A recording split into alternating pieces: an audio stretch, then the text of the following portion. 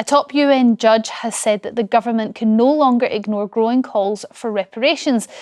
Judge Patrick Robinson, who is from Jamaica, described the slave trade as mankind's greatest atrocity and said that payments were required by history. He contributed to a report that estimated that the UK is required to pay the equivalent to almost £19 trillion in compensation to 14 countries. In April, Rishi Sunak refused to apologise for the UK's role in the slave trade or commit to reparations. Here's a reminder of what he said. What I think our focus should now be on doing is, of course, understanding our history in all its parts, not running away from it, but right now making sure that we have a society which is inclusive and tolerant of people from all backgrounds. That's something that we on this house, our side of the house, are committed to doing and will continue to deliver, but trying to unpick our history is not the right way forward and is not something that we will focus our energies on. How do you feel about that, Yasmin? Well, Rishi Sunak. What do we say about him? It would be like saying we should not talk about the Second World War. We made Germany and Japan pay huge reparations, okay? And people of this country understood why. But it's extraordinary when there's this to be done on the other, from our point of view. Do you know that it was only and I do understand that viewers will disagree with me because they don't want to talk about slavery anymore, that's too woke. But here's a fact that you need to remember.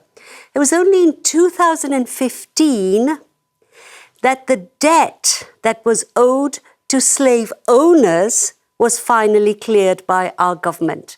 2015. We paid the owners, we never paid the slave families. That is, a hard pill to swallow, isn't it, Daisy? The fact that we paid reparations to slave owners to compensate them for, the pains that they would have by abolishing slavery, but not pay reparations to the descendants of the slaves themselves. It was appalling. And those reparations, that compensation that was paid to slave owners was because of their loss of property. Yes. That is how it was framed at the time. The hundreds of thousands of slaves who they owned were, when they had to give up owning those slaves, they were compensated for loss of property. And I'm afraid that Yasmin and we're both going to be getting it in the neck for this because we are pretty similar on our outlooks on this view. I mean, my view is that the politicians have to lead this debate because the public is not with the idea of paying reparations. And so I've been very impressed also by King Charles taking a leadership role on this issue because, of course, if you look at the history of slavery, it was the royal family more than your average person or taxpayer or government at the time who was really profiting. And so King Charles has led the debate. He has instructed a historian to look into the royal family's links to see how much the royal family did profit. But they were the number one slave owner. They had the monopoly on slaves. Slaves were branded either with DY for Duke of York or RACE, which was the royal slave brand, standing for race, but it stood for the Royal African Company.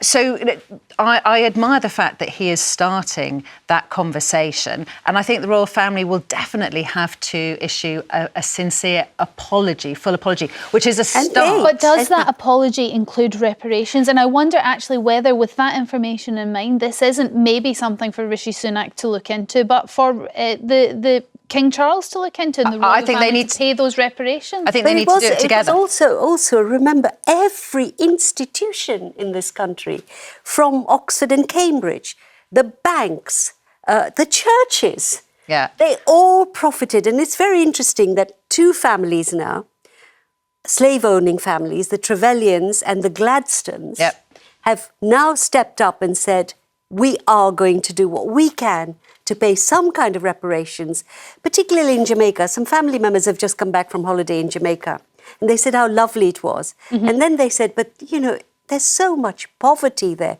Well, why do you think there is this poverty? I think, without a shadow of a doubt, there is an element of us all turning a blind eye to really what truly did happen.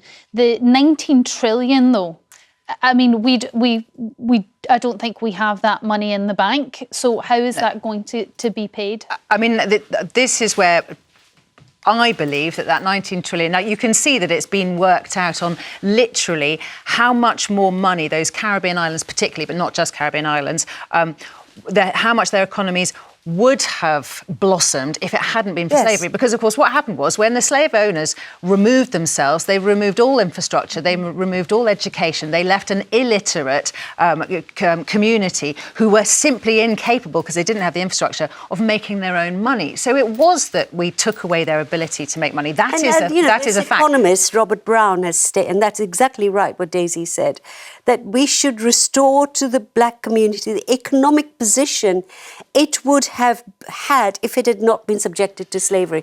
Now, there are problems here because some African countries, the monarchs and kings and tribal leaders were complicit.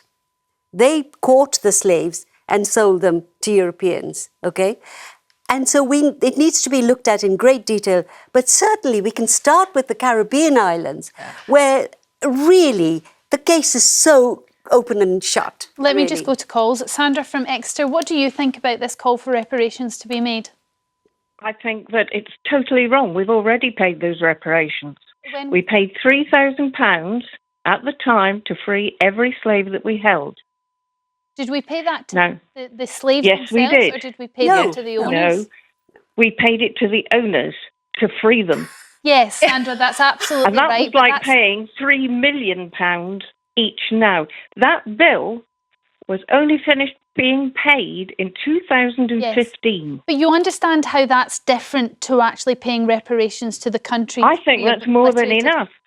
No, but Sandra, you're not listening. Sandra, Sandra, listen. No, I'd need you to listen because I think you've gone off on the wrong tangent, Sandra. We paid that to the owners, not to the slaves. We didn't give money to slaves. We gave it to the owners. That was probably the wrong person to pay. France made serfs of every person in Britain. Are they paying us reparations? Sandra, we were talking about the Trevelyan family just a moment ago. Laura Trevelyan, who's been talking about this issue, she went back through her family's history and discovered that her family was paid £3 million in compensation for the loss of slaves that they had to give up as a result of the abolition. And her family has now given £100,000 donation to Grenada. Now, you must be able to see that her family is very wealthy and was not only made richer by the fact that they had slaves, was then made even richer by the fact that they gave up their slaves. No slave or former slave profited from that money. True. But how many slaves did your family hold? How many slaves did mine hold?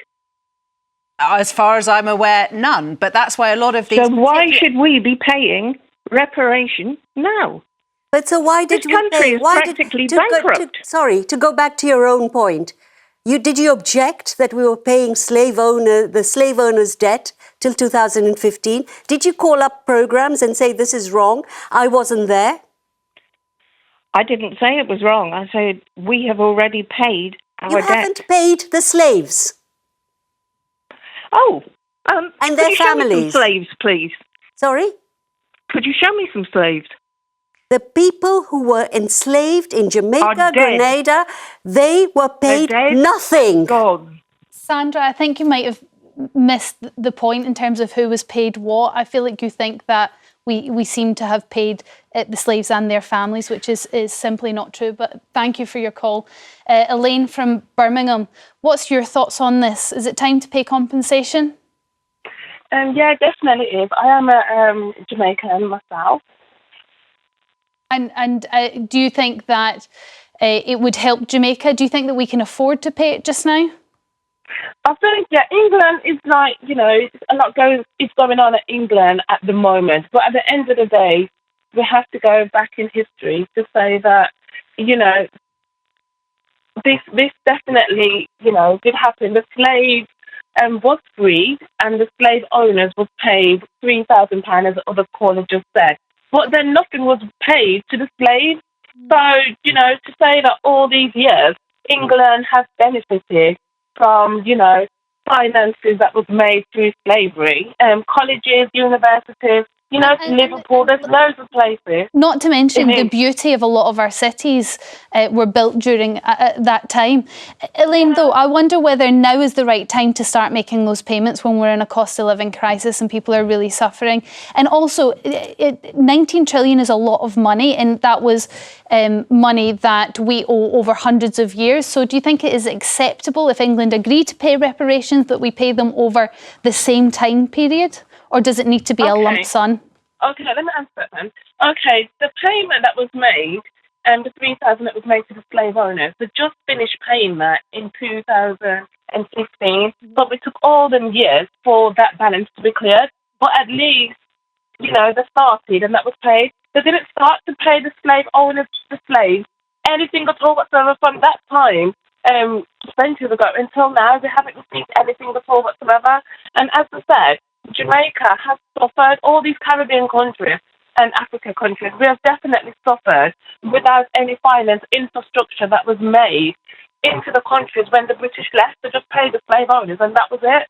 But at the end of the day, yes, England is in a financial crisis at the moment, but at the end of the day, this bill needs to be paid. And it's not fair to say that, you know, that we can leave it for another king, another prime minister to step up. It needs to be started now, because at the end of the day, if we don't start it now, when are they going to start paying us back? It's not fair. Okay. Elaine, and also the cost of living crisis just happened. So there's always going to be a reason, okay? But what we could start with is say to Oxford and Cambridge, which has a vast fortune, to pay a bit of it, you know, to the banks, some of the institutions which have benefit, not the government, not the taxpayer. But what Elaine is saying is she wants that as a lump sum. She thinks Jamaica needs that now and well, it all of it. certainly needs a substantial amount of money to start rebuilding its economy, which is now utterly dependent on tourism, and it's a depleted economy, and it's not right. Alan from Peterborough, what's your thoughts on this? Hello, thanks for taking my call.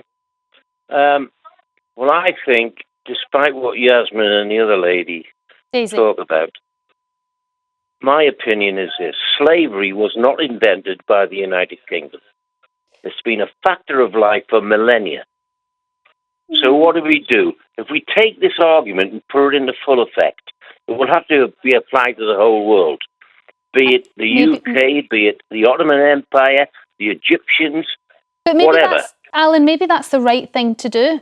And two wrongs don't make a right. Just because other people did it doesn't mean that it was acceptable. And Alan, would you say that there have always been wars throughout human history? So why did we make Germany pay us all this compensation? Would you say that about the Second World War?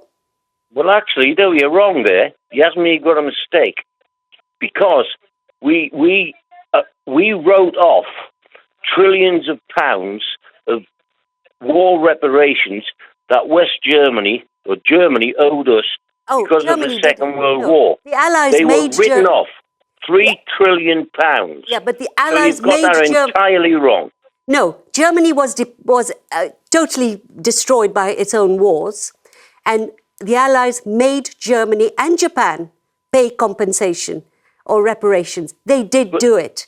I'm saying to you, is it okay, because it's the war that we are really proud of winning, to make the enemy do that? But wars are part of history.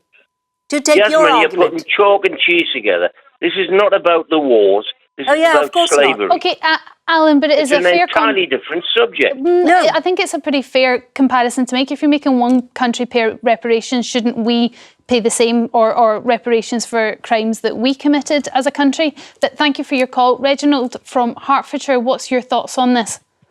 Hello, I'm just listening to the gentleman finish, and I must say, unlike all slavery through the history of mankind, the British slavery system is totally different. We're talking here about in excess of 400 years of consistent slavery.